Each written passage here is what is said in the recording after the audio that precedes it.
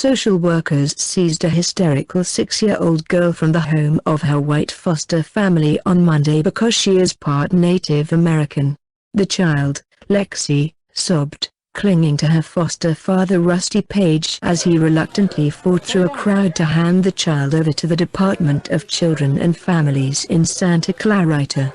In a disturbing footage from KTLA, Lexi screamed, begging Rusty, "Don't let them take me away," as she was removed from her family. As Lexi was placed in the back of a black car with government workers, her foster mother Summer Page burst from the home screaming, "I love you, Lexi." Lexi's foster siblings screamed no over and over, crying hysterically as their sister was taken. Droves of protesters and reporters stood by helplessly as the family's screams continued to echo out into the street. The horrifying scene came days after Rusty and his wife Summer were denied an emergency state to keep the part Native American child. Summer and Rusty raised Lexi for the last 5 years and spent the last 2.5 trying to adopt her with no success. Lexi, who has only ever known the Pages as her parents, is 1.5% Choctaw Native American.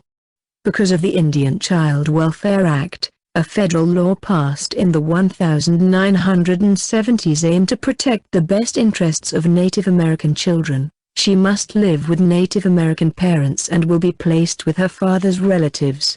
She was 17 months old when she was removed from the custody of her biological mother, who had a substance abuse problem. Her biological father, who is Native American, had an extensive criminal history, according to court records cited by the Los Angeles Daily News.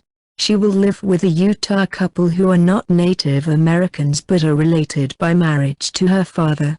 The girl's sister is living with the couple, and another sister will be living down the street, said Leslie Haymoff of the Children's Law Center of California, Lexi's court-appointed legal representatives.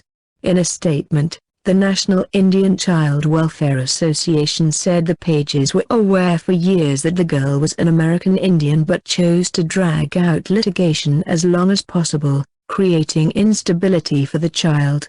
Quite frankly, when Lexi is old enough to understand what happened to her, I think that would lead to resentment of her heritage, not embracing of the culture, Rusty told ABC7. Protesters spent the night trapped up in sleeping bags and in tents outside the Pages' Santa home on Sunday.